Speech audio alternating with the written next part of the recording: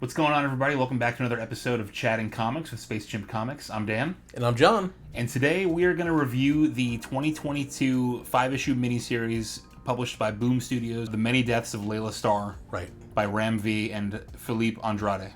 Right. And, Dan, I'm so glad that you recommended I read this and that we talk about it. Because when I was done reading this, I honestly felt, this is going to sound really corny on some, comic book, talking show, like talk show, but I felt moved. I felt changed. It wasn't like I was reading a comic book. This was like high literature. Yeah. Like I felt like the way I feel when I read Amy Tan or Hosseini and The Mountains Echoed, right? Something like that. It just left me with a feeling, and I mean the artwork. It's just a beautiful story. It inspired me, as you know, right away to outline. Not a similar story, but like something that I was inspired by. Right. A 4-issue comic book that I hope that we will put out one day. Absolutely. With at Space Chimp Comics, but it's in the outline stage. But I was just totally motivated to go and write something. It's a work that transcends the medium and kind of shows you what comics can be. Right? Yes. It doesn't just have to be slapstick, he/she characters from the 40s, like we discussed in our last episode. It can be a beautiful, life-affirming work of art. Right. I mean, this was honestly when they say graphic novel. It felt like a novel. Right. But not all the words of a novel. But and just with this beautiful artwork, and it just had the artwork, Dan. I mean, just it provided a tapestry throughout the whole thing of these oranges, as you can see on the color, the orange and reds, but they were muted, and it was just so beautiful to look at without even reading it. The colors are vibrant when they need to be, muted when they need to be, and I feel like Philippe Andrade's character design, the way the characters kind of contort and elongate and twist throughout the panels, really captures the tone of Ram V's story so perfectly. I don't know if anybody's drawn any comparisons, but reminded me a little bit of, in some cases, it reminded me of Sam Keith's The Max, some of the characters with their long necks or long bodies or... Definitely, I could definitely see that. I haven't read that anywhere, but yeah, I was thinking the same thing, actually. Oh, you were? Okay. Yeah, for Great sure. minds think alike, folks. Yeah. So, I read this story a couple years ago when it came out. And now, did you read it one issue at a time? Or I bought all the issues, and then I bought the trade paperback. Because I like to collect the issues and then read the trade paperback. Yeah. I feel like I can kind of get a little rougher with it, Yes, of course. But also there are extras. They'll show a lot of the pencils and inks and some of the behind-the-scenes stuff, cover galleries and all that. But I read it in one sitting, and I mean, it blew me away from cover to cover. Goosebumps, lump in my throat, reading this beautiful story. And I told you about it, and I told you how it really reminded me a lot of something that would have appeared in 1990s Vertigo comics. Right. It really feels like it would fit right in with Sandman. The Sandman universe, yep, it's exactly. It's very Neil Gaiman-esque. It's very Khaled Hosseini, like you said, also one of our favorite novelists. Yep. And I knew that you would love it. Yeah, and we're not going to explain what the whole thing is about, but the premise is just fantastic. So the main character, who's not Laila Starr yet, is the goddess of death, or death, and she's called up to her boss, God, I guess one of the gods, and she's getting fired because there's no more need for death because a little boy is being born at that moment, Darius, who is going to somehow conquer death and provide immortality or just beat death, and that's so she's all bummed out, but now she is forced to go live in a human body. Right. Laila Starr, right, who has just killed herself, I think. It's questionable whether she meant to kill herself or if she falls from a balcony, but she falls to her death. Yep. And the goddess of death, in now human, finds her body and is basically reincarnated or whatever as Laila Starr. And so that's the setup. But what follows is something totally unexpected. Right. You think you're getting... So she's all pissed off, and her plan is to go murder Darius, the little boy, right? Because she can get her job back. She's out of her job, exactly. Her life's purpose is that she's deaf, but in all of her centuries and centuries of being deaf, or since the beginning of time, maybe, I don't know, she's never taken the time to understand humanity. She's never lived. she's never lived. Right. And so that's the thing about this, story, is that there's life everywhere. There's a temple that's alive. There's a cigarette Right. that is narrating a whole section because the cigarette is alive, not running around with arms and legs. You'll get it when you read it, and it's just spectacular and beautiful, and just it raises the hairs on your neck. I have chills right now, honestly. Yeah, I mean, the plot devices are incredible, where there's, like you said, there's an issue narrated by a cigarette. Right. An issue narrated by a Chinese temple. Right. That feels lonely. Right, because it's in India, and right. Exactly. It's like the story is told through chapters of life where we're experiencing the death of different things. Right? We're experiencing like the death of innocence as a child. We're experiencing the death of memory, the death of our hopes and dreams, the death of life itself. And she has never lived. She's never experienced these things. She's kind of been like an outside observer, an unbiased third party intervening and taking people into the afterlife. And now she's able to experience life for the first time and truly understand like the importance and even the beauty of death. And just as an aside, I read that originally the title of this was going to be The 7 Deaths of Laila Starr. Right. And because she interacts with like Darius in every issue, and then she dies. Right. Either she's hit by a bus or whatever, without realizing that it's Darius. Right. And she doesn't realize it's him, and she's brought back by a friend of hers who's a god, and so she can go back again. So every issue, it felt kind of sad, because issue number 1, he's a little boy, Darius. Right.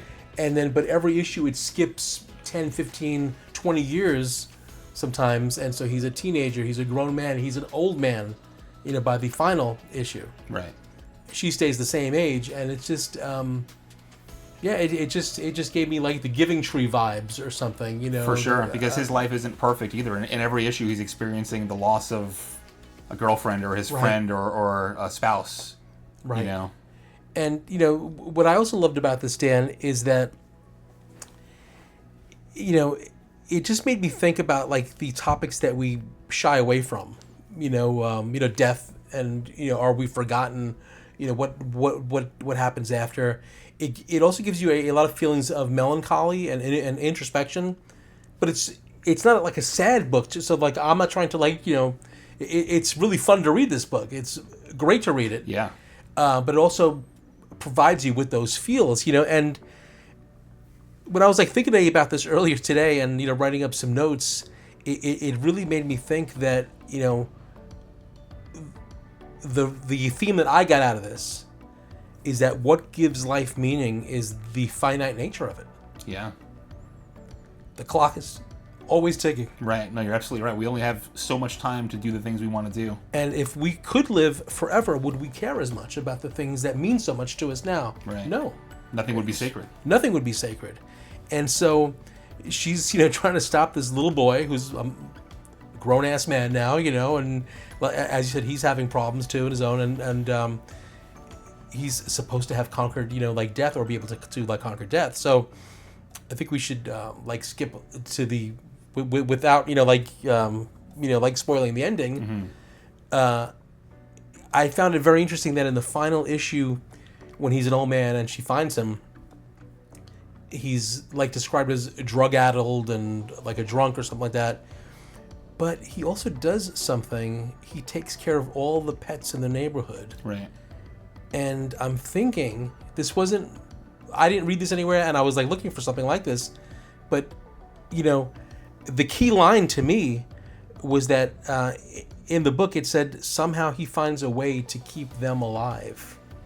So he takes these animals that shouldn't be alive anymore, cats and dogs that like people bring them, and they all live. Right. They all survive. So somehow he has conquered death. We don't know exactly what that is, and it's never really revealed, right? I mean, it's right.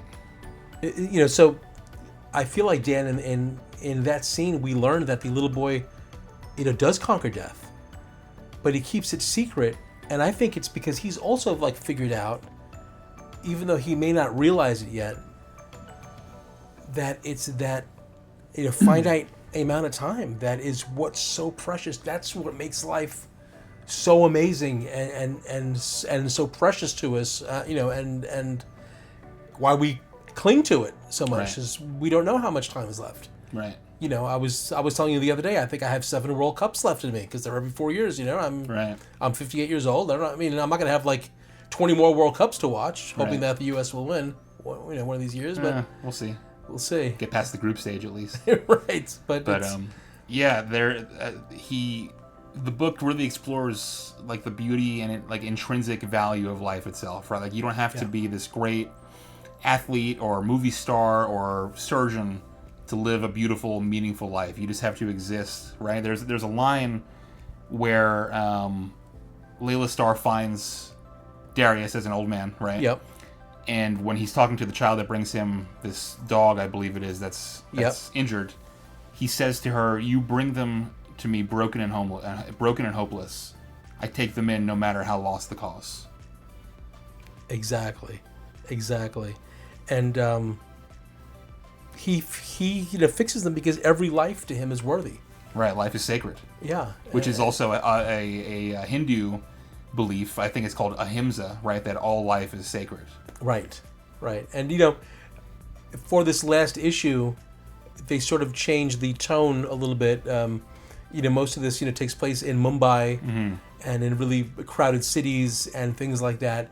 And this final, which I've been to Mumbai, and it's a crazy, hectic, bustling, bustling. Yeah, I mean, just like it's like almost overload for anybody who's not from there. And it's in Goa now, which I was not able to go visit Goa, but everybody there told me you should go to Goa.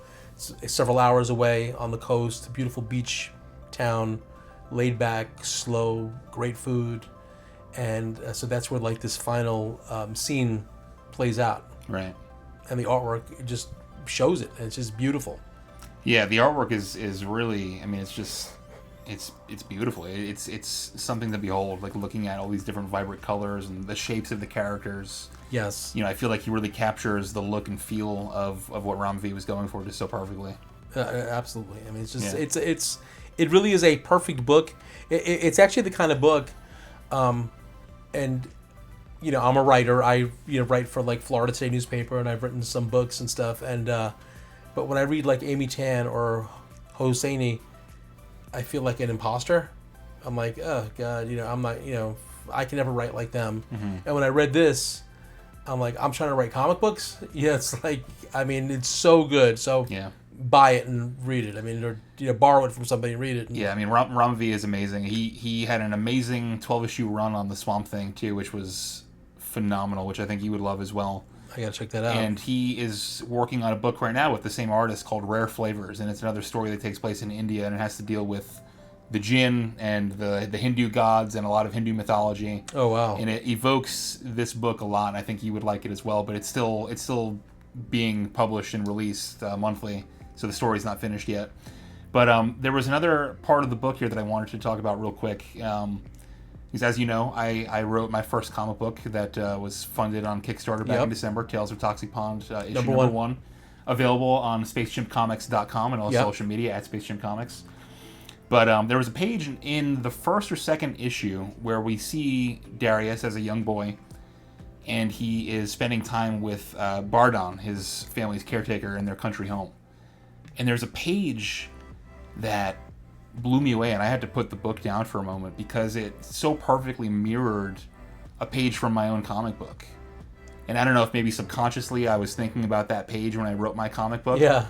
But there's a page where Darius is spending time with Bardon, and he's atop his shoulders, and just asking him the questions of life from the point of view of a child. The silly questions about life. And to every question, Bardon responds, for instance, Bardon, why does the soil need turning? To set free the worms, of course. And there's a page in my book where this young boy is revisiting a pond with his father. He's revisiting that memory, and he's atop his father's shoulders. And he asks his father a question, and the father responds with his answer, and then he follows it up with, of course. Oh, wow. And I read that page, and it just blew me away I had perfectly, mirrored that page in my own comic book. Oh, that's pretty cool. Yeah.